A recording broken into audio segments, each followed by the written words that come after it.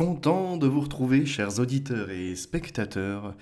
Comme promis, je vous avais dit qu'on irait sur les films et les séries qui nous présentent le futur. Eh bien, voici la première émission. Et nous allons entamer ceci avec un petit rappel, puisqu'en 2021, j'avais fait l'exercice, même je crois que c'était des vidéos qui étaient antérieures, mais que j'avais archivées sur Mega. Donc on avait les films qui nous présentent le futur en novembre 2021, et puis les séries où je vous avais déjà parlé de la série V par exemple, avec les envahisseurs et tout ce qui concernait la modification des humains en voulant absorber notre âme, modifier notre ADN et avec bien d'autres technologies. Mais pour commencer, on va s'en remettre aux robots. Sortons de cet aspect humain et concentrons-nous sur les robots humanoïdes, qui voudraient nous ressembler, nous imiter et nous combattre, comme c'est le cas dans les Terminators. Alors on a quelqu'un qui traque la Sarah Connor. On ne sait pas vraiment au début ce qu'elle va faire. Et on apprend au fil du temps qu'elle sera de la résistance. Et qu'éveillée avant les autres, elle sera enfermée dans un HP. Elle arrivera à s'en échapper et elle apprendra comme ça, dans le premier Terminator, que Sarah Connor, 35 ans, a été brutalement abattue chez elle. Or, elle a envie, alors après avec ses collègues, elle doit penser qu'il s'agit peut-être d'une autre personne, mais c'est bien elle qui est visée. Sarah Louise Connor, c'est ça? Nous voyons à présent un Terminator à l'écran. Qui n'est pas allié des humains, celui-ci veut effacer la mère de la résistance. Mais elle ignore encore la raison. Pourquoi c'est elle qui serait recherchée? Et que représente-t-elle? Simple employé à cette époque. Ce n'est pas un homme qui la traque, mais bien une machine. Et nous voyons qu'en dessous de cet aspect de chair, de peau, et on pourrait même y voir sur certains aspects des organes, se trouve que du mécanisme. Un squelette totalement de métal, qui est activé par des pistons et se retrouve animé par des microprocesseurs. On est arrivé dans une période de l'histoire, puisque ces robots viennent du futur, on l'apprend après, à une miniaturisation des technologies qui les rendent plus compétents que les humains, plus dangereux, ayant plus de puissance, et tout un tas de calculs possibles en des fractions de secondes, que ce soit pour les combats, pour les tirs, également pour la reconnaissance faciale. Ça y est, nous sommes dans l'ultime puissance, qui va quand même nous interroger. Puisqu'à cette époque, ils disent c'est impossible, au vu des gros ordinateurs, des Walkman et de d'autres outils, de d'autres appareils qu'on utilise, qu'on ait comme ça des robots aussi perfectionnés, qui ressemblent carrément à un humain, qui peuvent bouger les yeux, avoir des doigts, voyez-vous, avec finesse, sans écraser les objets qu'ils saisissent. Et, pour les plus concentrés sur cette histoire, sur ces films, on a un petit soupçon, on se dit comment Skynet, qui est une intelligence artificielle en cloud, eh bien, peut être présente dans le passé alors qu'elle arrive qu'à un certain moment. Ça nous interroge sur l'espace-temps. Et vous allez voir pourquoi. Vous voulez dire qu'il vient du futur? Ça y est. En dehors des machines Terminator qui vont exterminer, on comprend que nous sommes sur des dimensions qui viennent à être tendues. Nous ne sommes plus sur l'espace-temps comme on le connaît et aujourd'hui je suis là mais dans 1000 ans, non. Mon corps biologique, ça y est retourné à la poussière. Là, on traverse les âges. On se questionne comment c'est possible. Déjà qu'il y ait une telle machine et surtout qu'elle puisse après venir dans le passé. Cet ordinateur croit pouvoir gagner en tuant la mère de son ennemi. Skynet, ou Titan, c'est un système informatique très avancé possédant une intelligence artificielle. Le film nous concentre à présent sur ce qu'est l'IA, intelligence artificielle, donc les algorithmes qui permettront peut-être, par ces avancées, le développement de robots ayant ou non la capacité de penser, d'où l'idée de combattre les humains et de les écraser jusqu'au dernier pour les remplacer. Et ça nous amène à autre chose. L'intelligence artificielle arrivera-t-elle à comprendre le quantique et à distordre l'espace-temps, voire, en dehors d'annihiler la mère des résistants, comme c'était le cas dans ce film avec Sarah Connor, y a-t-il un objectif derrière de revenir à l'origine? C'est-à-dire, pour Satan, effacer Adam, qu'il n'y ait pas d'homme, et donc qu'il ne soit pas dans l'entrave, dans l'empêchement de la réalisation du programme de Dieu. C'est l'idée en tout cas de cette démesure, si on suit derrière et qu'on y ajoute l'esprit spirituel d'une machine qui permettrait à celui qui a fait le pire des péchés, à tenter la femme d'Adam et donc à faire pécher Adam et l'une des créatures qui était effectuée à l'image de Dieu, y a-t-il ce remords quand même, puisque Satan comprend qu'il est puni, que ça y est, hein, là, à la fin des temps, quand ça sera la révélation, il va être condamné et c'est fini pour lui. C'est les 1000 ans dans la GN et puis après, on ne sait ce qu'il deviendra, mais il n'aura plus de liberté. Et là, dans ce film, Skynet est une fois une intelligence artificielle qui dépasse les tests de Turing et qui devient intelligente, comme l'humain. Si ce n'est plus, elle arrive à un point de singularité et le dépasse. Il a vu l'humanité comme une menace pour son existence, puisque l'homme peut le reboot à tout moment, le réinitialiser, voire carrément l'effacer et ne plus du tout s'intéresser à la technologie pour revenir à son ordre naturel. Alors il y a une menace qui existe en raison des tentatives des scientifiques de Cyberdyne de l'arrêter. Par conséquent, Skynet a décidé de déclencher l'holocauste nucléaire, le jour du jugement. Plus tard, il mènera la guerre contre l'humanité en développant et déployant une armée de Hunter-Killers et de Terminator. Les survivants ont formé une résistance sous la direction de John Connor. Et dans l'avant-dernier Terminator, qui se nomme Genesis, retenez bien pourquoi ce nom, il y a, à un moment, le déclenchement de la guerre nucléaire. Du côté américain, ça y est, toutes les fusées commencent à décoller, les missiles à tête nucléaire également. Ce qui est visé entre autres, c'est la Chine. Pourquoi et la Russie. Pourquoi? Pour une riposte. Et ça nous fait penser à Cerveau d'acier, un peu plus ancien, il me semble, dans cette idée-là, que l'homme ne serait pas coupable de la dernière guerre mondiale, mais que ce serait la machine. Comme ça, une fois qu'elle est terminée, point de responsable à passer en jugement. C'est une multitude de causes d'hommes qui sont engagés à faire des algorithmes et qui se sont fait dépasser par la machine, par l'artifice. Cerveau d'acier, c'est le même scénario, hormis qu'il n'y a pas derrière une armée de robots et de d'autres choses, mais c'est une intelligence artificielle qui envoie les premiers bombardements et une autre intelligence artificielle qui va y répliquer, et en fait c'est l'autodestruction par les machines de l'homme. Et cette idée, on la retrouve vraiment dans ce que d'autres appelleraient les robots tueurs. Je vous en avais parlé déjà en 2017-2018, puisque c'était un des sujets qui me tenait à cœur avant que je bascule sur toute l'analyse du socialisme, de religion, de d'autres phénomènes encore. Et dans les prochaines semaines, je vais essayer de vous remettre le niveau et de réintégrer certains contenus qui allaient dans ce sens, mais avec des nouvelles connaissances, des livres qui viendraient s'ajouter à ça, pour que vous compreniez bien ma pensée.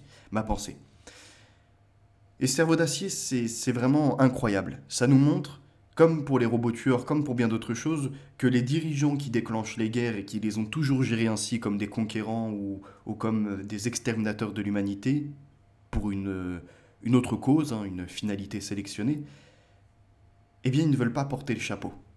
Et ils font tout pour nous tromper, à ce qu'il y ait des illusions dès lors. En revenant à Skynet, il est dit dès sa création, Skynet a commencé à prendre à une vitesse exponentielle. Le tâtonnement, le recroisement d'informations, le calcul également qui était toujours plus rapide. Le système a été mis en ligne le 4 août 1997. Les décisions humaines ont été retirées de la défense stratégique. Ce que l'on observe avec l'idée de la 4e révolution industrielle de Klaus Schwab, qui veut que notamment les grandes décisions des entreprises ne soient plus à l'effet, comment je pourrais dire, à l'engagement des hommes, puisque imparfait, dans des conflits ou non d'intérêt. C'est la machine qui devrait prendre les meilleures décisions pour son entreprise et ses employés.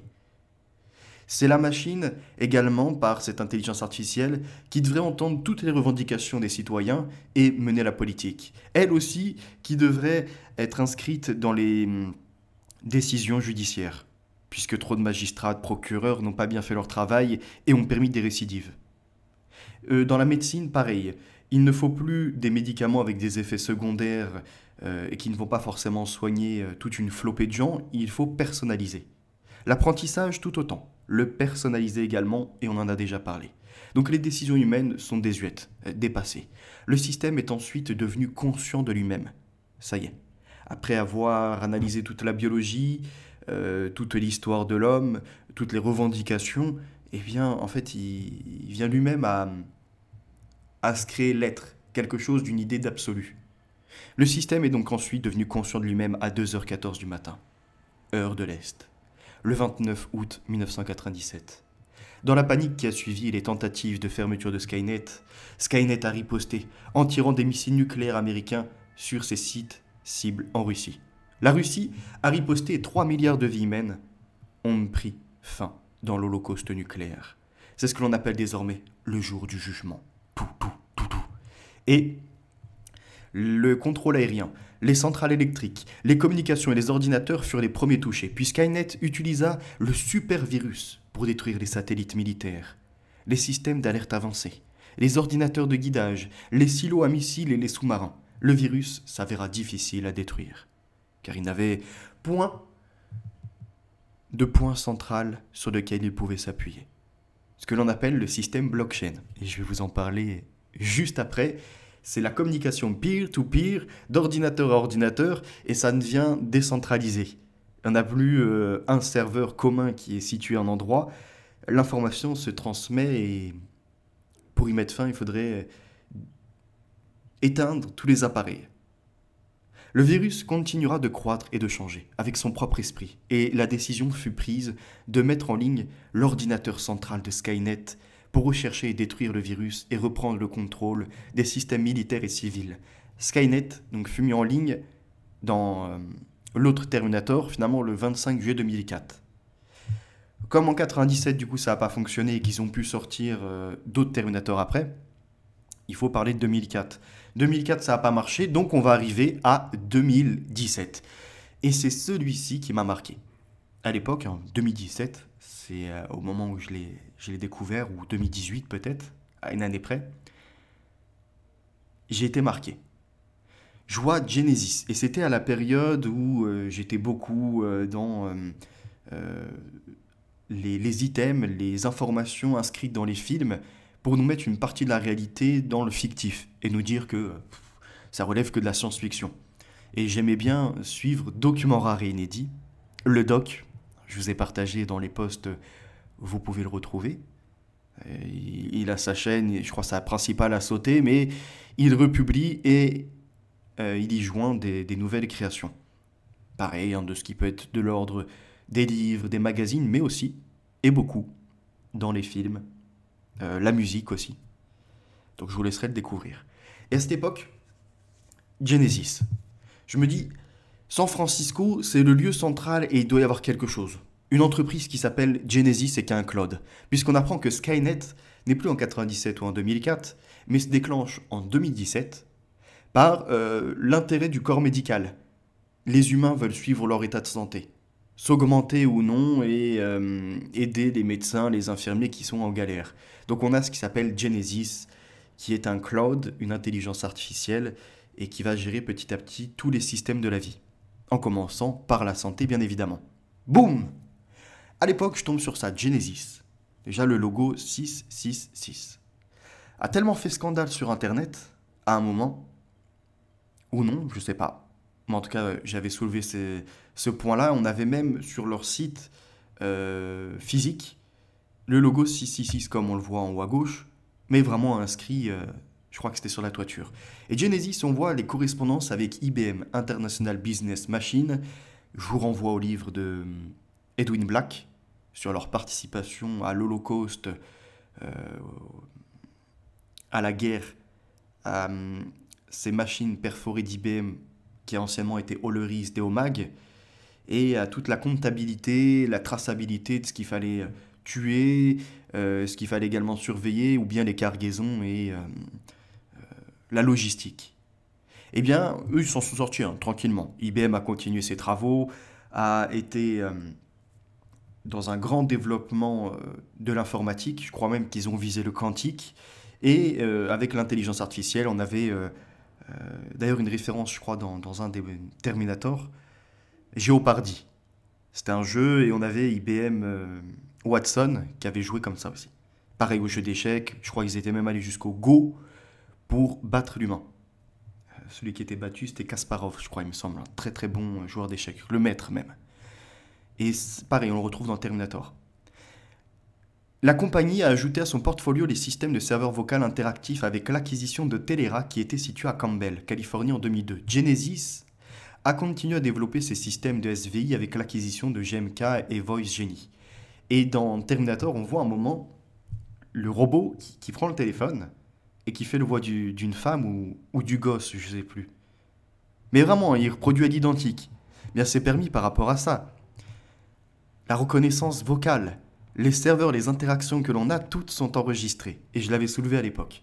Genesis travaille aussi avec Accenture, IBM, Microsoft et General Dynamics. Aujourd'hui, leur site a été remasterisé. La structure, elle a complètement changé. On retrouve moins facilement les travaux, les partenariats qui ont été mis avec certaines grandes entreprises, dont Microsoft. On a quand même Cognizant. Donc nous aidons les clients à moderniser les technologies, à repenser les processus de transformation d'expérience client, entre autres. Et je vous laisserai lire la suite, mais c'est vraiment lié aux nouvelles générations d'intelligence artificielle, cloud, analyse et compagnie. On retrouve Expérience sur Cognizant Genesis, repenser, réévaluer et réinventer votre service client en offrant une expérience agent et client de classe mondiale et hyper personnalisée avec le cloud, l'IA et l'automatisation dans les secteurs de toute taille. Ce qui rejoint Orange Bank à un certain moment. Je ne sais pourquoi ils ont arrêté d'ailleurs le chatbot, mais ils travaillent avec Genesis dans ce sens-là. De supprimer je ne sais combien de milliers d'emplois. Alors, on rappellera que les caisses enregistreuses, je crois que c'est IBM dans les magasins, et que les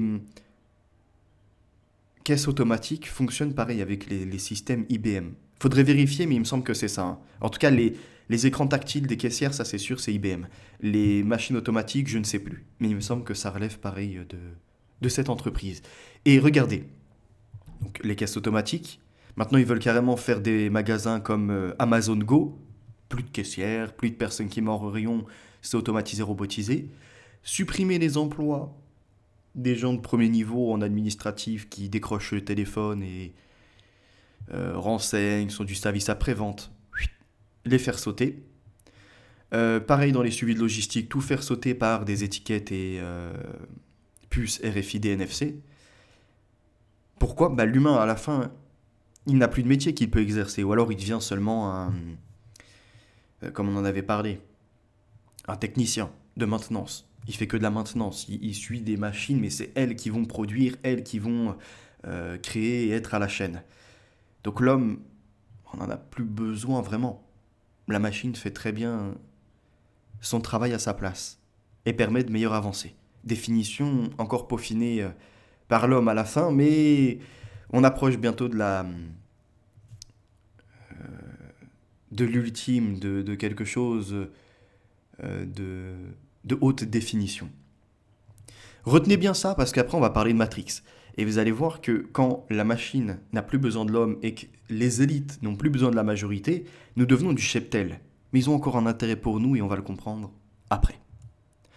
Dans leur partenaire, HCL Technologies, qui permet notamment une IA grâce à la plateforme de centre de contact composable Genesis Cloud, et à l'excellence de nos services de livraison mondiale, de notre propriété intellectuelle et de nos méthodologies. Nous fournissons à nos clients des services de conseil, de transformation et de gestion pour leur technologie destinée à l'expérience de service client. IBM, quand même, il ne se passerait pas d'un des meilleurs acteurs du marché. Donc IA, cloud, on comprend très bien que ce qui était dans Terminator correspond à 100% à ça. Infosys, présent dans 45 pays et oriente les transformations numériques. Conseil nouvelle génération, on a le côté de ce génie informatique solide axé sur les centres de contact en tirant parti d'une compréhension spécifique au secteur pour fournir un leadership éclairé. À l'époque, on voyait Genesis Cloud participer avec des corps armés, particulièrement américains, et je n'arrive pas à remettre la main dessus, mais il me semble qu'il y avait même Boston Dynamics. Donc le contrôle des satellites, de l'aviation avec tout ce qui va être de la cartographie, des retours, des drones aussi automatiques. Et à propos de Genesis, on voit qu'il permet à plus de 8000 organisations dans plus de 100 pays d'améliorer la fidélisation et les résultats commerciaux en créant les meilleures expériences pour les clients et les collaborateurs. Je crois même que dans certains services administratifs, dont ceux pénitentiaires, c'est Genesis qui gère ça, en France. Grâce à Genesis Cloud, la plateforme numéro 1 d'orchestration d'expériences basée sur l'IA, Genesis offre aux entreprises de toute taille l'avenir de l'expérience client afin qu'elles puissent proposer des expériences clients empathiques et personnalisées à grande échelle. Ce que l'on retrouvera demain avec ces agents conversationnels. Comme on parle de conversation, on s'en remet aussi à l'homme. Aujourd'hui, on utilise tous les GSM, smartphones. On a laissé des empreintes. Pas seulement par Internet. Quand vous passez un coup de téléphone, aujourd'hui, c'est enregistré. Bon, on vous dit qu'après, ça va être effacé au bout de, je sais plus, 24 heures, 7 jours, sauf s'il y a une saisie judiciaire policière. Peut-être. En attendant, tous nos propos, ils passent comme ça par ces centres de communication, par ces serveurs, et rien ne disparaît. Ce qui veut dire que quand je communique avec ma famille, des amis, tous les mots que j'ai pu sortir, avec les émotions différentes, peuvent être enregistrés dans une base de données. Et donc on peut reproduire ma voix à l'identique. Et appeler un de mes proches. Et je sais pas, créer un conflit, ou bien d'autres choses. La reproduction de voix, c'est aujourd'hui ce qu'on observe dans le domaine public d'un niveau de peu de qualité, où vous avez la possibilité de faire des sons, des freestyles, vous mettez vos, comment dirais-je, vos écrits, puis ça va en sortir une musique. La voix n'est plus robotique comme à une certaine époque. Bon, elle n'est pas encore aussi fluide que l'humain, n'en déplaise à un de mes détracteurs qui pense que l'excellente chaîne Mes Lectures, qui fait des très bonnes vidéos, qui a un blog, qui met de son temps et qui essaye de sélectionner les meilleurs passages, qui porte, qui vous redécoupe ses vidéos en 2-3 parties, intro, on va dire la majorité de l'information, mais sans rentrer dans les détails, et puis après le cœur du sujet pour ceux qui sont plus concentrés. Donc, les échanges, qu'ils soient SMS, qu'ils soient de l'ordre d'appels téléphoniques, ou bien encore sur des applications type Snapchat, Facebook ou ce que l'on veut, tout est enregistré. Il y a des dossiers qui sont créés sur nous et qui permettent, je crois à l'époque ils appelaient awareness ou quelque chose comme ça, d'établir nos pensées, nos aspects religieux, politiques, nos ambitions pour la vie, les moments où on a été triste, ce qu'on a détesté, tous nos états émotionnels, comportementaux. Et comme dans Terminator, capable de nous reproduire. Et la science-fiction ou non vient à rejoindre la réalité. Sophia, robot saoudienne et citoyenne.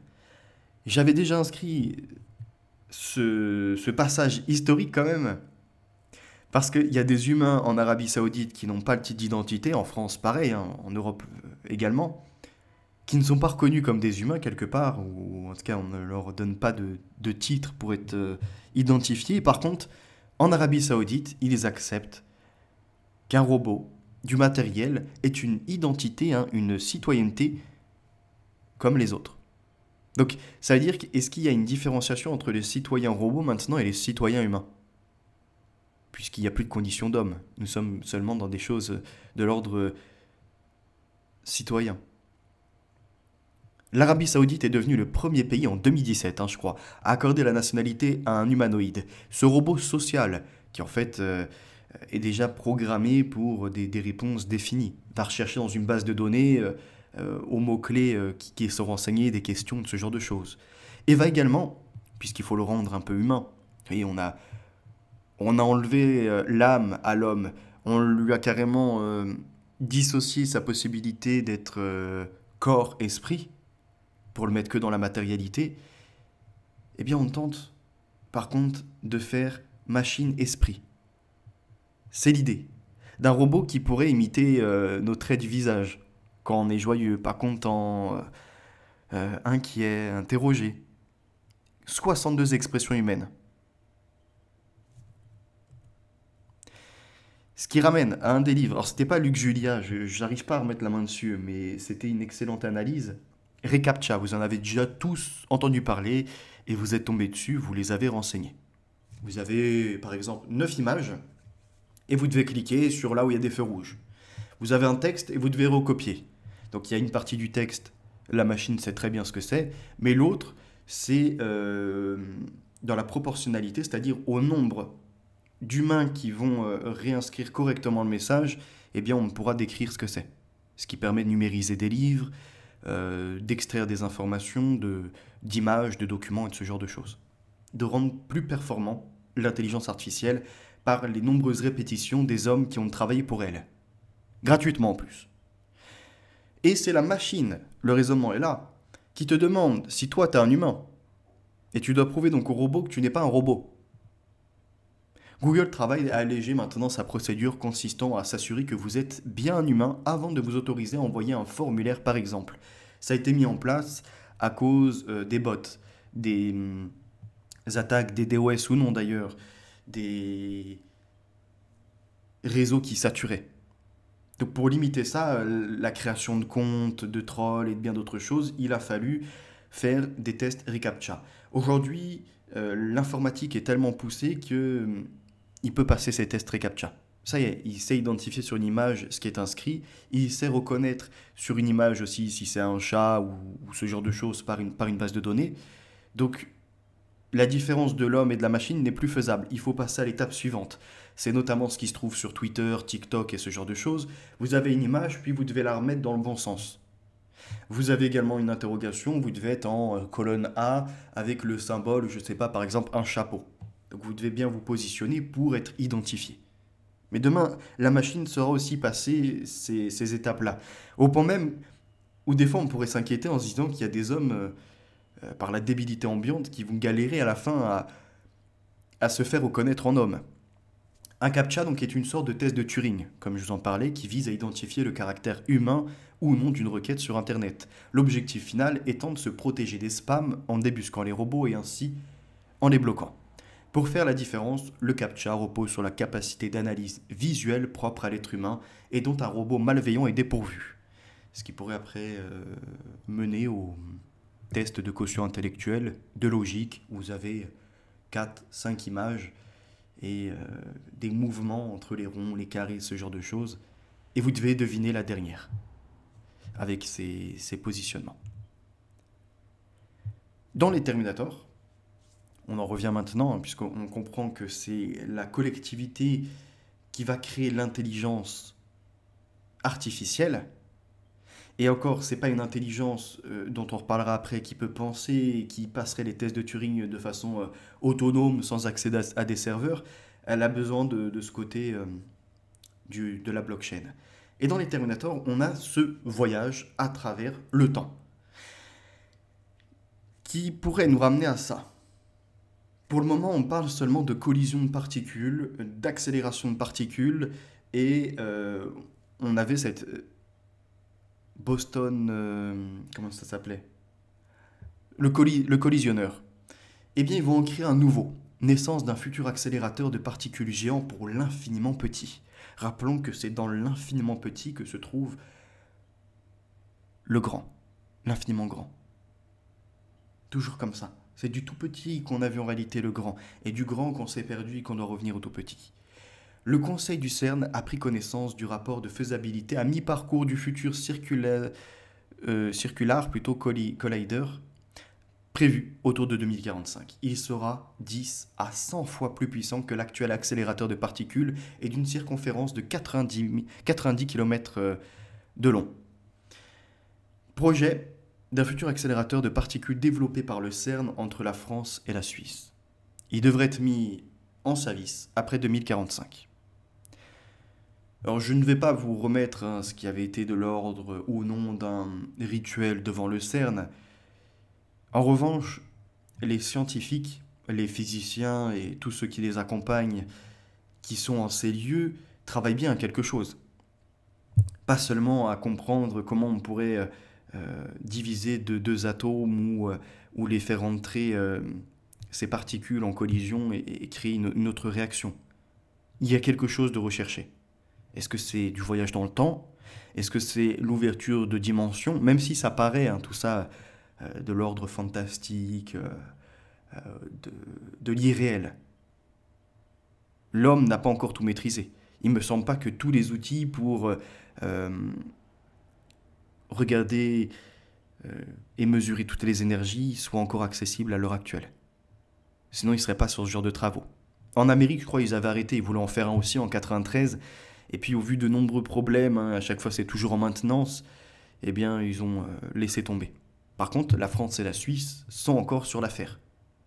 Que veulent-ils créer? Pour certains, ça va être un vortex, pour d'autres, ça va être je ne sais plus, ils appellent ça le trou noir, je crois, quelque chose comme ça, un monde parallèle. Il y a énormément d'hypothèses. Après, comme il y a beaucoup d'amateurisme dans ces hypothèses, le mieux c'est de se concentrer sur ce que les professionnels en disent, même s'ils ne nous révèlent pas forcément tout ce qui se situe sur place. Midi interrogation. Et comme on était sur le voyage dans le temps, j'ai récupéré un article et voici ce qui est inscrit. Comme tout chercheur et bon lecteur de Popper, Klein affirme qu'il ne peut pas dire que ce n'est pas possible. Il y a des gens qui envisagent ce genre de choses. Je cite. Il y a tellement d'idées en physique, il y a tellement de conjectures qui vont au-delà de ce qu'on a pu observer, qu'il y a une prolifération de modèles et parmi eux, il y en a qui envisagent la téléportation temporelle du futur vers le passé ou le présent. Fin de citation. Cela voudrait-il dire qu'il est possible que nos compagnons du futur soient en train d'essayer de saboter les expériences que les scientifiques veulent mener?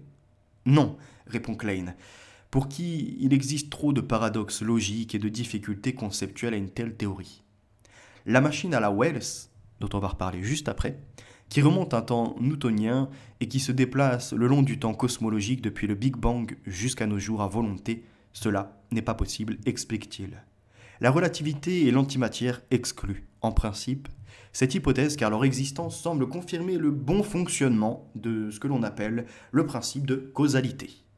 Cette loi physique, qui paraît assez évidente, explique que si un phénomène, la cause, produit un autre phénomène, l'effet, alors l'effet ne peut précéder la cause. En clair, la télé ne peut pas s'allumer avant d'avoir appuyé sur la télécommande et les boules de billard ne peuvent pas se disperser avant de se heurter. Or, c'est bien là le problème qui se présente souvent dans les scénarios impliquant un voyage temporel. L'exemple le plus connu est, sans doute, l'assassinat dans le passé du père par son fils, ce qui provoquerait l'impossibilité de l'existence de ce même meurtrier. Le père serait alors en quelque sorte vivant et mort à la fois. Ce qui ramènerait aussi à cette idée de ceux qui veulent tuer Adam, comme ça il n'y a pas de premier homme, et s'ils peuvent assassiner le reste de l'humanité, et au final, eux qui peuvent être les derniers seront les premiers. Ça interroge, ça c'est loufoque, mais c'est comme ça, c'est une idée qui est dérangée. Comme là, dans l'idée du fils qui assassinerait son père, mais sans vraiment l'avoir assassiné, puisque le père n'aurait jamais existé. Ce qu'on retrouve un peu dans l'idée de Terminator aussi. Et, voyez, la cause à effet, avec les phénomènes de la boule de billard, et puis après, une fois qu'elle est percutée et vient à déplacer les autres sur la table, ça c'est des résultats. Mais les résultats ne peuvent pas normalement exister s'il n'y a pas eu la percussion de début. Vous voyez, c'est comme un son, si le pianiste n'a pas activé les claviers, les touches du clavier, c'est mort. il y aura aucune production. Donc dans les Terminator, là était le problème. Si le robot est envoyé dans le passé alors que le clone n'existe pas à cette époque, comment fait-il pour être animé et répondre à une mission? Ou a-t-il été programmé différemment et auquel cas il est indépendant de la maison mère? Ça interroge. Maintenant, on va aller, puisqu'on était sur Wells, à la machine à explorer le temps. Donc ça, c'est une œuvre à la base de H.G. Wells, qui aime bien jouer sur nos perceptions, puisqu'il avait sorti aussi La guerre des mondes, qui avait été lu à la radio, et qui en avait fait paniquer bon nombre, ou bien c'était une propagande pour faire croire que les Américains étaient tombés dans le piège. On ne sait pas trop. Dans le livre de Bruno, hein, il en parle de ce soir où il y avait eu cette lecture de l'œuvre de Wells et on pensait qu'il y avait une invasion extraterrestre avec des machines surdéveloppées capables de mener la guerre aux humains et de les asservir. Donc il y avait des inquiétudes sur notre avenir qui étaient posées par H.G. Wells et qui semblent, au travers de ces différents ouvrages, euh, être dans une lignée dans la suite de Léonard de Vinci. Léonard de Vinci, c'est des appareils qu'il va confectionner, il va s'intéresser, comment dirais-je, au dessin, à la possibilité de matérialiser et donc de réaliser ses œuvres en s'interrogeant sur les mécanismes, les mouvements et bien d'autres choses pour voler par certains appareils, voyager plus rapidement, voire faire la guerre. Et c'est exactement ce qu'on retrouve dans les inspirations d'H.G. Wells, c'est-à-dire voler, voyager, donc là explorer le temps, voler peut-être lié, je dirais, je rassemblerais ça à ces extraterrestres ou non qui seraient venus tu vois, de l'espace pour venir sur Terre après par des machines et faire la guerre. Et c'est également ce qu'on retrouve quand même dans même la machine à explorer le temps. Alors, dans ce côté de Léonard de Vinci, bah, voler, c'est maîtriser l'espace aérien. Mais voyager plus vite, voire dans le passé, là, ça serait mieux en fait que maîtriser l'espace aérien. Tu vois, dans la guerre, il y a ceux qui sont au sol, mais le meilleur, c'est celui qui contrôle le ciel. Parce que du coup, il a un visuel de ses adversaires. Il peut également les attaquer sans forcément, lui, en retour, voir ses appareils tomber. Et si tu maîtrises la vitesse, si tu maîtrises la gravité et tout ce genre de choses, magnéto-aérodynamique, magnéto-hydrodynamique, eh bien, tes appareils seront capables de passer match 1, 2, 3, d'impressionner les adversaires, de les bombarder plus rapidement, de les localiser aussi, et bien d'autres choses. Donc l'espace aérien est important pour faire la guerre, qui permet de voler, permet également de voyager un peu plus rapidement que par voie terrestre, mais il y a mieux, maîtriser l'espace-temps. Et c'est là tout le dilemme qu'on voit dans Terminator, la machine à explorer le temps, et dans bien d'autres choses encore, parce que qu'est-ce que l'espace-temps? Il ne s'attaque pas seulement au côté biologique. Est-ce que l'esprit, lui, si on est dans le côté de Descartes par exemple, dissocié d'ailleurs ou non du cerveau, peut-il nous conduire à d'autres époques, nous rendre perceptibles d'autres dimensions? Et en agissant sur celle-ci, y a-t-il un effet papillon qui renvoie à un autre film? Donc H.G. Wells, c'est aussi celui qui nous a sorti une World Order et qui était favorable pour un nouvel ordre mondial dont je devrais vous reparler. Dans La machine à explorer le temps, puisque c'est là le sujet à présent de ce qu'on aborde, il y a dedans les Morlocks.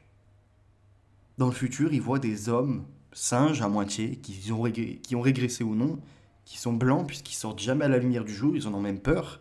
Et à la surface, c'est les Eloi. Et dès qu'il y a l'obscurité, le soir venu, les Morlocks, ils sortent de leur cachette, de leur passage souterrain pour revenir à la surface de la Terre, enlever des Eloi et aller les dévorer, les sacrifier. Alors on se demande, dans cette œuvre d'H.G. Wells, est-ce qu'il a fait que part de son imaginaire et d'un côté créatif, ou bien y a-t-il des hommes qui veulent maîtriser le monde, par exemple, et qui font des sacrifices et qui vivent sous terre et qui se comportent un peu comme ce que l'on a souvent d'ailleurs dans ces représentations. Des personnes qui se réunissent au niveau des pierres, puisque en soi, tout ce qui est de l'ordre des pierres, des énergies que certains veulent reconnaître, hein, moi, pour moi, je sais pas, ça me paraît assez bidon quand même de dire qu'en prenant une pierre, tu ressens son énergie, elle t'anime. Euh, c'est plus vivant un homme, un animal ou ce que vous voulez qu'une pierre.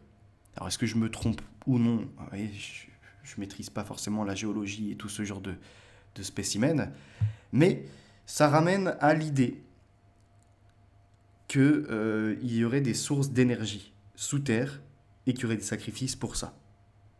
Et là, dans ce film, on retrouve cette idée. Il y a le physicien que vous voyez à l'écran en arrière-plan qui est amoureux d'une femme et en fait, celle-ci va décéder, je crois, elle se fait tirer dessus ou quelque chose comme ça. Et il en est dégoûté. Donc il va mettre toute sa force, toutes ses connaissances pour sauver celle qu'il aime. C'est un physicien de base et il va vouloir modifier le cours de l'histoire. Il va en arriver à confectionner une machine. La machine à explorer le temps, à voyager dans le temps. Et il va pas forcément au début maîtriser les époques, je crois, où il peut comme ça être téléporté. Et ceux qui l'entourent lui font comprendre que c'est un projet de démesure et que jamais ça n'aboutira. Lui, il continue ses calculs mathématiques. Comme Léonard de Vinci, confectionne sa machine.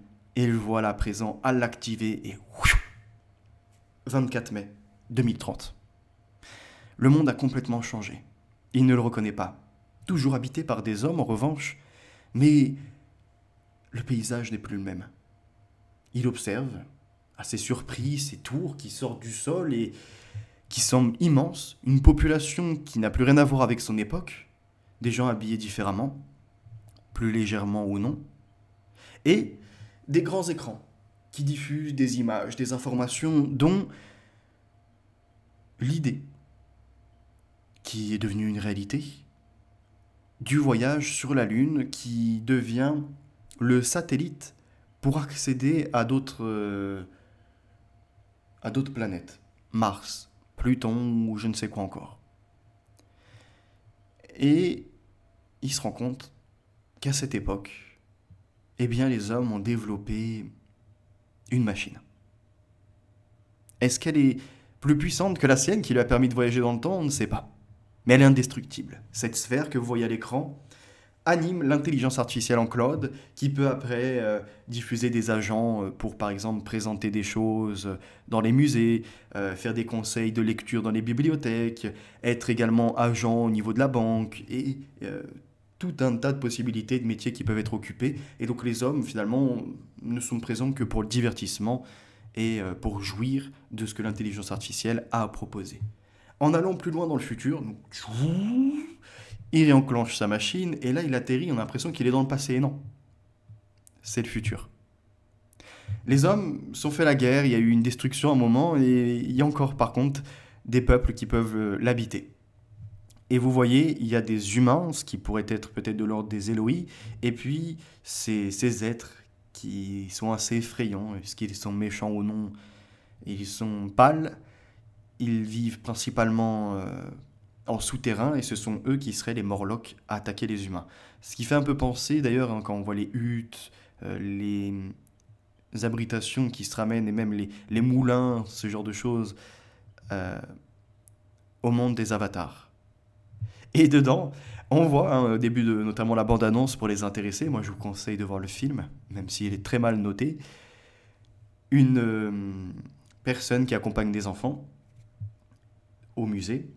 Puis il y en a un qui respecte pas forcément le lieu, où il s'en fiche d'ailleurs des présentations, il est sur autre chose.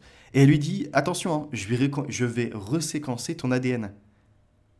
Donc je vais effacer une partie de ce que tu es, de ta pensée, de ton être.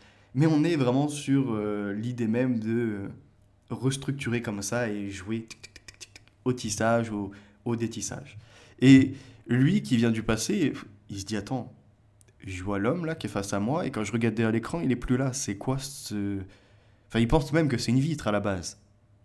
Et l'intelligence artificielle, donc qui anime ce personnage, cet agent conversationnel, qui lui dit par ici, centre d'information, j'écoute en gros ce que vous avez à me dire pour y répondre. Et il va lui poser la question sur le voyage dans le temps. Eh bien, oui, c'est une œuvre d'H.G. Wells qui date de cette époque. On en a même fait une adaptation au cinéma et... Hein? Mais attends, c'est pas seulement une œuvre là, c'est une réalisation, je suis présent. Et ça m'a fait penser aussi à La planète des singes. Et le tout premier en 1968. Pour certains, c'est le passé. La planète appartenait aux singes. Mais pour d'autres, quand on voit la structure de la Statue de la Liberté qui est enfoncée dans l'eau, et donc d'un monde sur le monde, et un recommencement à zéro, on voit que le futur, bah, ça correspond à bien d'autres scénarios des films, dont celui-ci. Puisque quand il est dans le futur, ça a repris à zéro. Les hommes vivent simplement, pas de technologie, loin de tout ça. Et ça me ramenait à l'idée du déluge de Noé aussi. Les eaux montent et puis est-ce qu'elles sont retombées à leur niveau d'avant ou bien est-ce que c'est la Terre qui a eu une couche en plus? Et donc on a construit un monde sur le monde. Et au fur de l'histoire, un monde sur le monde encore. Et certains qui seraient informés par les archéologues, les chercheurs, et qui trouvent d'ailleurs dans le monde, à certains moments, bien enfouis sous terre, tout un tas de structures, des villes carrément, se questionnent et anticipent l'avenir. Est-ce que nous avons été condamnés à une certaine civilisation et à tout recommencer, et puis finalement aujourd'hui on fait la répétition et à nouveau le jugement et tout recommencer? Il y a cette idée en tout cas qui est partagée au travers de ces films. Et en 2037, on voit la Lune, par l'activité humaine, elle explose. Elle est divisée.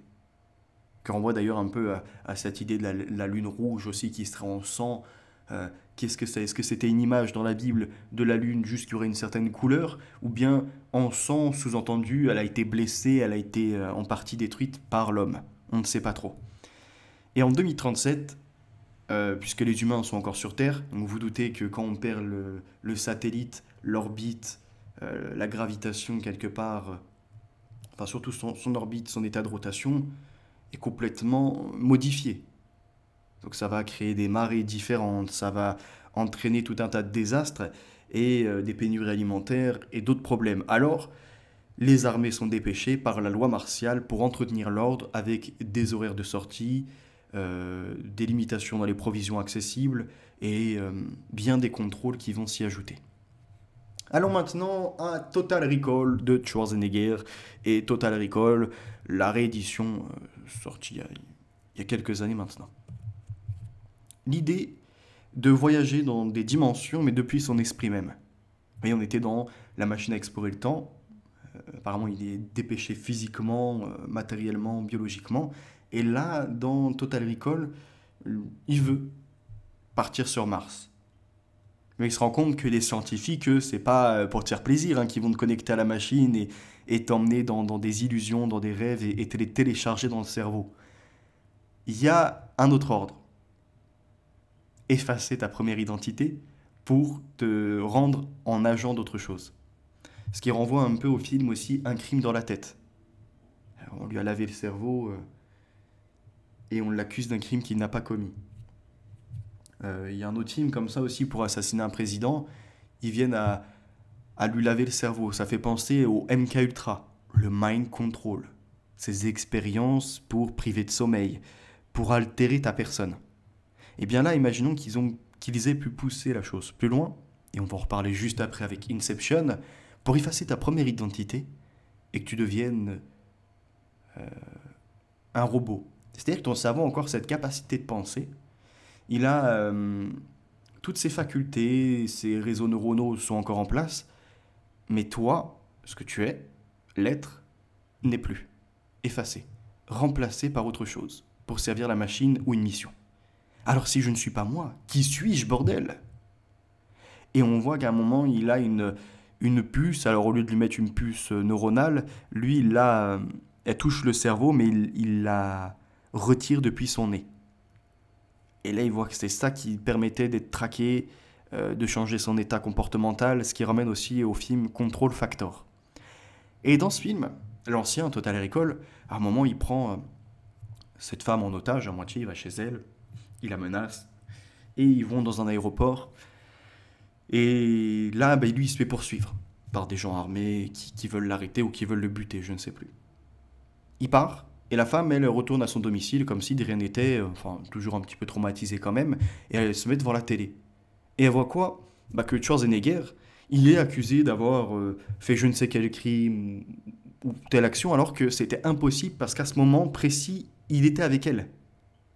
Donc elle voit qu'il y a comme du false flag, des attentats sous faux drapeau, des médias qui vont jouer de la psychologie de la masse pour, à la moindre personne qui pourrait mettre en complication, en demeure leur système, eh bien le présenter comme l'ennemi de l'humanité. Ce qui ramène après à des films et des séries. C'est pas les mêmes scénarios, mais ça renvoie aux mêmes idées. Je vous en parlerai pas aujourd'hui, on reviendra sur ça plus tard. Dans Total Recall, on retrouve aussi ces voitures volantes, hein, toujours l'idée des voitures également autonomes, parce que même dans le premier, on voit, c'est pas un humain qui est au volant, mais son chauffeur est un robot, et également un agent conversationnel. Où puis-je vous emmener et puis si besoin de parler de l'actualité ou ce genre de choses, il est présent. Donc c'est des voitures autonomes, ça a toujours été ce rêve, et je vous avais déjà abordé ce sujet avec plusieurs entreprises qui s'étaient initiées à ça, dont je crois Uber également. Total Recall, c'est aussi dans le nouveau, ces portails à moitié qui ressemblent à des grands iPhones, je vous avais dit à l'époque, où tu passes dedans et ils peuvent vérifier si c'est bien toi, ton identité par la reconnaissance faciale, même devrais-je dire biométrique. Ils vérifient si sur toi tu as une arme ou non, si tu peux avoir également une technologie dans le corps, si tu es recherché, si tu es à jour de tes paiements, pour accéder à certaines zones qui sont sécurisées. Et les téléphones n'existent plus, ce sont des implants, parce que ça y est, nous sommes dans le transhumain, celui qui est augmenté. Cette fois-ci, l'appareil n'est plus au bout des doigts, mais il est carrément dans la paume de la main et tu peux, sur n'importe quelle surface, te connecter et seul toi a la vision des messages que tu as reçus, des réseaux sociaux et de d'autres idées encore. Ce qui nous conduit, puisqu'on était dans le voyage dans le temps, avec Total Recall, le lavage de cerveau, on montre en place, à Inception.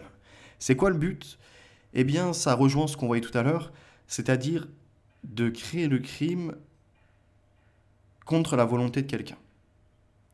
Au lieu de subtiliser un rêve, Cobb et son équipe doivent faire l'inverse. Implanter une idée dans l'esprit d'un individu. S'ils y parviennent, il pourrait s'agir du crime parfait. Et pourtant, aussi méthodique et doué soit-il, rien n'aurait pu préparer Cobb et ses partenaires à un ennemi redoutable qui semble avoir systématiquement un coup d'avance sur eux. Un ennemi dont seul Cobb aurait pu soupçonner l'existence. Vous avez cette pièce à côté qui, si elle tourne, c'est en fait encore dans le rêve. Si elle vient à tomber, il me semble, c'est le retour à la réalité. C'est la gravité, ce qui n'est pas forcément maîtrisable dans le rêve, il me semble. Les films que l'on a au cinéma, à la télé et sur d'autres appareils sont des rêves, autant d'histoires que le spectateur peut rêver. Mais Inception, par ses thèmes et sa construction, nous invite à repenser la structure du film comme un gigantesque emboîtement de rêves. Non seulement chaque niveau que l'on peut définir comme autant de séquences, le van, l'hôtel, la forteresse, les limbes et même la réalité qui sont, au moins pour le spectateur, autant de rêves. Mais également, chaque scène et à l'intérieur par déconstruction, chaque plan. Ensemble et sous-ensemble, séquences, séances et plans sont des rêves. Le montage redonne du sens aux films reconstitués et délivre les personnages du cadre qui les enfermait. Devant le film, le spectateur, lui, abolit la mécanique cinématographique pour pleinement s'adonner aux rêves. Les perceptions, les degrés de la réalité au rêve de premier niveau, au troisième niveau, jusqu'à normalement l'accès à ce rêve collectif, si j'ai bien compris, le limbo où chacun peut agir sur l'environnement, mais attention parce que ce sera son lot de conséquences. Et on le voit. La réalité, c'est ce que nous vivons aujourd'hui. L'état de sommeil, ça peut concerner tout le monde. Mais l'objectif qui est en train d'être créé par la reconstitution du réel dans l'artificiel, ce n'est pas pour rien. Je vais vous expliquer après. Il me faut aller par un autre film pour aborder ce sujet plus en détail. Les limbes existent comme un espace partagé, qui n'est rêvé par aucun des individus rêvant ensemble, mais est un espace partagé où n'importe lequel des esprits partageant le rêve peut faire des changements drastiques de toutes sortes sans limite ni obstacle. Donc, dans ce même rêve commun, chacun peut agir sur l'environnement. Et il y a quelque chose que je voulais vous dire par rapport à ça. Donc ils reconstruisent notre monde réel pour nous effacer dans un monde du rêve. Le temps n'est plus le même. 24 heures de réalité, dans le premier rêve, ça peut en être 48 heures. Dans le deuxième rêve, ça peut en être 96 heures. Il me semble que c'est comme ça. Ça augmente ta perception, elle est complètement abolie. Ça en devient difficile d'ailleurs de se rattacher et de revenir dans les premières couches pour se retourner à la réalité.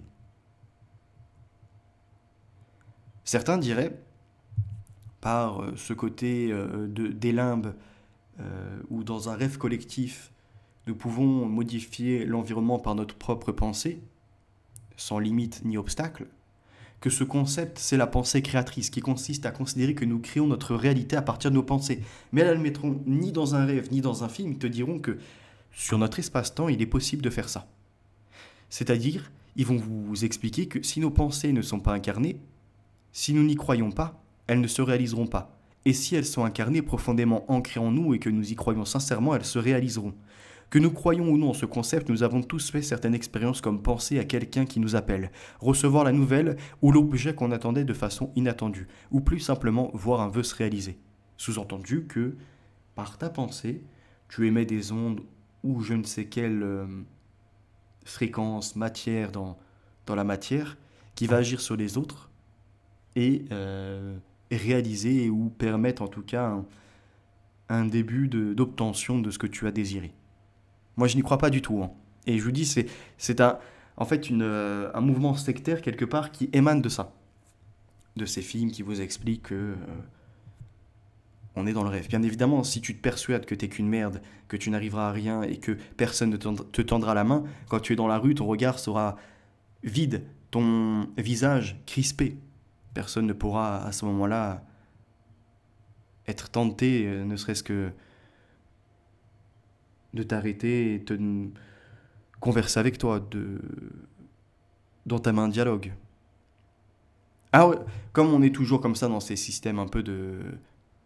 Tu crois au concept ou sinon t'es un arriéré, t'es quelqu'un de non éveillé, bah les non-adhérents à ce concept jugeront ces expériences de hasard, de chance, de coïncidence, mais ne peuvent pas prouver le contraire. Mais je voulais quand même vous mettre ceci. Ce qui nous mène à Matrix. Matrix, c'est la création d'une matrice. C'est-à-dire que dès le début, je crois que c'est en 2199 ou quelque chose comme ça, ou même après, ils sont dans un monde, d'un rêve. En fait, ça renvoie vraiment à Inception, quoi. C'est l'homme qui déjà, dans sa base normale, s'interroge sur ce qu'il fait, qui il est. Qu'est-ce que la conscience? L'esprit ou non? Mais il s'interroge déjà. Je suis défini. Je suis arrivé dans ce monde pour un temps, en pleine action déjà. Je ne me rappelle pas de mes premiers souffles. Je ne me rappelle pas non plus de mes premiers mots. Et pour autant, maintenant, je suis dans l'action et je comprends que le temps de vie me dépêche. Il est là. Et le temps s'accélère parce que ma mort n'est qu'une échéance repoussée. Ou bien que je viens à rapprocher en me mettant dans de mauvais états, alcool, drogue, mauvaise fréquentation, dépression et tout ce que l'on veut. C'est un choix. Mais on comprend qu'on est limité. Alors, on ne peut pas, en tant qu'être pensant et vivant, se dire qu'il y aurait une fin. Il faut qu'il y ait quelque chose après. D'où les religions qui passent le vrai message. Elles peuvent le véhiculer avec la véracité du Créateur, hein, qui l'a permis par ses prophètes, par bien des gens inspirés de sa parole. Alors, l'homme va se dire que finalement, il n'est que de passage ici. S'interroger même, est-ce que c'était une simulation pour voir si en ayant de l'argent, j'excéderais dans le pouvoir? Ou bien en étant pauvre, j'en viendrais à être haineux du Créateur? Où trouverais-je la bonne équation pour me réaliser? C'est l'idée de ça. Qu'est-ce que vivre quelque part? Et alors c'est la peur à un moment d'être à l'approche de la mort. Cette inquiétude. Est-ce que je vais être le néant? Vais-je complètement disparaître et mon œuvre avec moi? Il espère un paradis, quelque chose après. Donc s'il espère ça, pour lui c'était une simulation, il était mis à l'épreuve dans cette dimension. Donc il s'en ramène à un rêve. Vais-je un jour réatterrir dans la réalité? C'est-à-dire l'esprit, le paradis. Donc il y a Inception. Mais c'est pas fini parce que comme vous voyez, ils veulent Là, on est comme si également on était dans le délimbe, un rêve collectif. Donc ça ramène à l'idée de juste avant le concept de créer sa réalité par sa pensée, d'agir sur la matière, par sa fréquence, par je ne sais quoi, ce que l'on renvoie. Et dans un même temps, certains s'attellent à reproduire cette simulation ou non pour en créer une autre, ce qu'on appelle la matrice. Donc ce côté de Matrix. Ce qui conduit à ces Oculus, ces casques à réalité augmentée, à cette réalité virtuelle. On peut avoir également la reproduction du réel dedans par les Google Maps, les euh, possibilités également par l'intelligence artificielle de reproduire l'environnement mais sous un autre graphisme. La télésurveillance des caméras qui sont partout dans les villes et qui maintenant sont interconnectées de plus en plus servent peut-être ou non à alimenter une machine pour reproduire tout l'environnement, la façon dont l'on marche, dont l'on se comporte. Euh, les milliers de caméras de reconnaissance faciale quadrillent un quartier de Shanghai, des traits de visage, bien d'autres choses encore.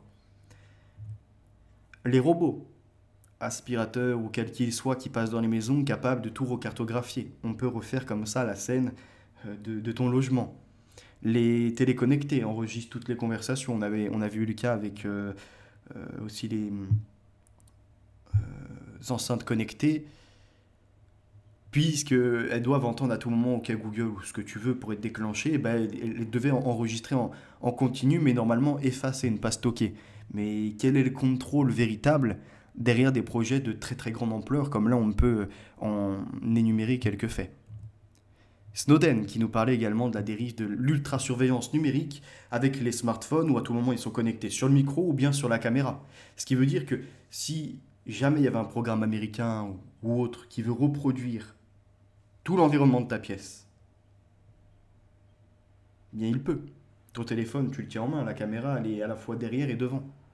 Donc pour cartographier toute ta pièce, c'est quasiment faisable. À reproduire dans le numérique, c'est possible. Donc après, à partir de là, on peut donc effectuer un rêve, et si on arrive à te connecter à la machine, te le mettre dans la tête, qui te fera penser à une réalité. Je ne sais pas si vous arrivez à suivre, je vais essayer de limiter ces développements, parce que sinon il y en a qui vont être perdus, ils vont arrêter. Restez connectés. Et donc de reproduire le monde réel dans du virtuel. Ces casques-là, qui viennent à vous faire une immersion dans un monde parallèle et dans plein de scénarios possibles, au fil des divertissements, des contenus qui passent devant vous, notamment par l'analyse rétinienne, savent ce que vous ressentez. Joie, tristesse, vous restez neutre, ou bien encore, ça vient piquer votre curiosité. On sent que vous en avez besoin de plus. À ce moment précis, il y a aussi de la dopamine. On le ressent, il y a ça, les analyses. Ce qui conduit après, et je ne vais pas trop vous en parler aujourd'hui, mais la série V.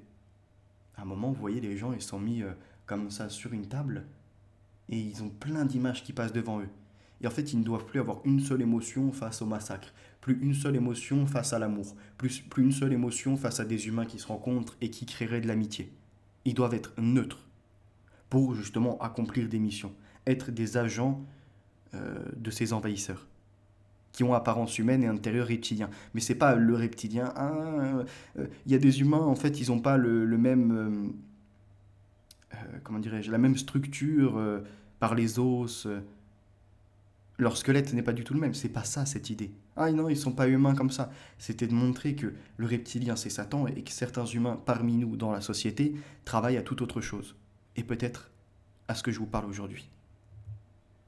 Donc pareil, tout est enregistré sur nos comportements, la façon dont on réagit, voire il y a dans le livre Big Data, le cinéma avait déjà tout imaginé, je vous en reparlerai plus tard, et bien dedans, quand vous décédez, il est proposé maintenant par des services de certains réseaux sociaux de continuer à animer votre page.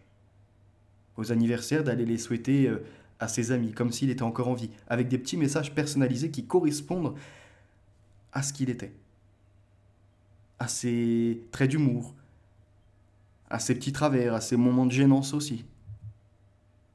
Ce qui renvoie à Inception. Même quand vous êtes mort, on peut encore vous animer et vous mettre donc les autres, on les crée et on les met de la réalité dans un rêve quelque part. Mais ils le vivent les yeux ouverts. Et donc comme nous étions à Matrix, Matrix, c'est ça, c'est-à-dire que l'homme n'est plus dans sa vraie dimension, il est connecté à une machine. Mais même quand il se débranche de celle-ci, est-il arrivé dans le vrai monde ou est-il encore dans un artifice et comme si on était dans des transistors toujours plus miniaturisés. Neo rencontre Morpheus. Et là, on voit bien que dans une réalité, l'homme n'arrête pas les balles. Donc en fait, il n'a jamais été réveillé réellement. Là où il fallait lire entre les lignes, les gens n'y arrivent même pas. Pilule bleue, pilule rouge. Quelle médicamentation tu veux pour rester dans toutes ces matrices de matrices, le rêve du rêve du rêve? Tu as encore besoin de quel médicament pour rester dans ça? L'espoir pour ne pas bouger de dimension ou l'autre, le désespoir est tenté de rétrograder et d'en enlever au moins une déjà pour se ramener à la réalité. Placebo, nocebo, c'est quoi ton choix? Le moment où tu dois lire entre les lignes dans le film, voilà que tu fais comme Néo. Tu prends la pilule. Parce qu'elle t'a été vendue comme étant l'élément qui va te réveiller. Eh bien, sur Internet, ce qu'ils appellent la red pill, donc la pilule rouge, c'est exactement la même chose. Les gens qui vont analyser tous les méfaits de la société, mais qui n'auront jamais de solution à ce constat, parce que ils doivent encore rester dans le rêve, dans quelque chose qui a été construit par l'homme. Ils ne peuvent imaginer ce que Dieu a prévu pour la suite. Voyez, cet enfant qui tord la cuillère, vous comprenez bien qu'il n'y a pas dans la réalité la possibilité par ta pensée de tordre une cuillère. Il y en a qui ont essayé, je ne sais plus comment ils appellent ça, ils vous mettent un bout d'aluminium, ils mettent leurs mains d'une certaine manière, ils les frottent et ils créent, je ne sais pas si c'est un petit flux d'énergie, mais il n'y a rien d'extraordinaire. C'est mesurable par la physique, entre guillemets. Il n'y a rien de magique où tu pourrais distordre la réalité telle une cuillère ou un autre matériel. Mais c'est dans ce film ce qui est dit, l'enfant. Il déclare, n'essaye pas de tordre la cuillère, car c'est impossible. Néo regarde la cuillère, l'enfant marque une pause puis reprend. L'enfant, tu dois essayer de te concentrer pour faire éclater la vérité. Interpellé, Néo regarde l'enfant. Quelle vérité? L'enfant lui dit, la cuillère n'existe pas. Néo, la cuillère n'existe pas. L'enfant. Et là, tu sauras que la seule chose qui se plie, ce n'est pas la cuillère, c'est seulement ton reflet. Néo tient la cuillère devant lui et la fixe intensément. Au bout de quelques instants, celle-ci se plie une nouvelle fois. C'est son reflet qui vient à bouger la cuillère. Pourquoi? Parce qu'il est dans un rêve. Il n'est pas dans la réalité. Ce qui le pourchasse, ces êtres dont on ne comprend pas bien leur mission, est-ce que c'est pas un réveil? Mais il plonge toujours plus dans le terrier, à la recherche d'une information. Le temps presse. Vite, vite, le temps presse. Suis the rabbit. Le temps presse. On est exactement dans cette même dimension. Et juste après, pouf, l'oracle est là. L'oracle qui lui dira, attention le vase. Hop, il se retourne, il fait tomber le vase. Et elle lui dira, mais du coup, est-ce que c'est parce que je t'ai dit qu'il y avait un vase que tu l'as fait tomber ou bien c'était déjà inscrit comme tel? Et là, il est dans une totale manipulation de son propre esprit qui lui joue des tours. Comme pour cette cuillère. Comme pour bien d'autres choses encore. D'où la pilule rouge et la pilule bleue. Plein de mondes qui existent, plein de possibilités, mais jamais il ne sera encore dans le réel. Tout ça relève de l'imaginaire, de l'imaginaire, de l'imaginaire qui va plus ou non être émis en collectif. Comment? Par la machine. Puisqu'à un moment, on a Morpheus qui lui dit, en plus je crois que tout à l'heure je dis Orphée, non c'est Morpheus plutôt, qui lui dit, tu vois la télé, ben, en gros, on peut en faire de même pour toi. Tous les programmes, tu peux les avoir en un instant. Tu veux être un champion d'art martial, et on le peut. Tu veux connaître l'architecture, et ben également, je vais te donner l'accès. Tu voudrais comme ça être un ingénieur son ou encore un excellent musicien, tout est possible. L'homme est devenu une pile, il lui explique. Et c'est là où on comprend toute la symbolique. Ils ne sont que dans la matrice de la matrice. Pourquoi l'homme est devenu une pile? On se rappelle, quand il se débranche, il est en fait connecté à une machine. E égale mc au carré. L'énergie égale la masse corporelle au carré. Ils sont en fait à produire des ondes pour la machine, l'alimenter en électricité. On rappelle, l'humain, c'est très faible le courant, mais il a du courant électrique qu'il produit. Eh bien, imaginons demain, dans un liquide, la possibilité d'augmenter ce champ-là et de le connecter avec tous les autres à une simple machine, c'est en tout cas ce que l'on retrouve dans Matrix. Et comment garder en vie des hommes, du coup, qui ne pourraient pas se nourrir, qui ne répondraient pas à leurs besoins de la première base de pyramide de Maslow, se nourrir, boire, ce genre de choses, comme ça, par le massacre de bébés, qui sont mis en culture juste pour récupérer leur sang et alimentés par les nutriments qu'ils ont, par le cordon ombilical aussi. Il faut savoir que dans le cordon ombilical des bébés, il y a des cellules qui permettent de soigner des maladies, je ne sais plus exactement ce qu'ils contiennent, mais c'est plein d'anticorps, c'est très très efficace. Eh bien, on peut imaginer, comme dans le meilleur des mondes, mais du coup en pire encore, des bébés mis en culture par les machines, même pas par les hommes, puisque les bras robotiques sont capables de tout faire, les humanoïdes également, comme dans Terminator. Et bien que des hommes, dans un premier temps, aient créé des bras robotiques qui permettaient de fabriquer à la chaîne des robots humanoïdes, et de ces robots humanoïdes de recréer d'autres processus de cette sorte, ou après, des bras robotiques prennent et mettent en lignée cellulaire, en culture, que ce soit les spermatozoïdes, que ce soit le sang, que ce soit des soins pour les maladies de ceux qui viendraient en développer parce qu'ils ne voient pas le monde extérieur, jusqu'à la reproduction humaine. Plus besoin de coït. Même plus besoin de produire du spermatozoïde naturellement, entre guillemets, de là où ça sort, et des ovules pareillement, à partir de peaux humaines mis en culture. Ils tentent de faire ça. Si l'homme dans son environnement vient être blessé ou il a un problème d'organe, la machine le sort, le met et opère. Pourquoi? C'est là où j'en venais la dernière fois. La blockchain, on en avait parlé, le peer-to-peer, ordinateur à ordinateur, les chaînes de blocs qui en soi n'effacent aucune information du début à la fin. Eh bien, imaginez maintenant que ce soit plus ordinateur à ordinateur, mais d'homme à homme, servant l'ordinateur, la machine, connectée. Parce que, je voulais bien signaler, dans Matrix, c'est un narratif qui a été réemployé par Elon Musk. En fait, c'est te dire que la machine deviendra trop intelligente, ce qui n'est pas prouvé à l'heure actuelle, mais que pour lutter en avance, il faut connecter l'homme à la machine. Or, nous savons que cette promesse d'automate intelligent, ça date entre autres de l'automate turc là, qui jouait au jeu d'échecs, alors qu'en fait, contre Napoléon, à l'intérieur, c'était un humain.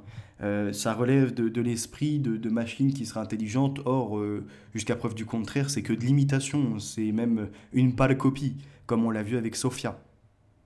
Le seul moyen de créer une accélération dans ces processus d'une intelligence artificielle, mais qui n'émanerait donc pas des circuits électriques comme c'est le cas actuel, mais des circuits électrochimiques, comme on peut retrouver pour le cerveau humain, avec ou non la part d'esprit, c'est bien de connecter l'humain à la machine.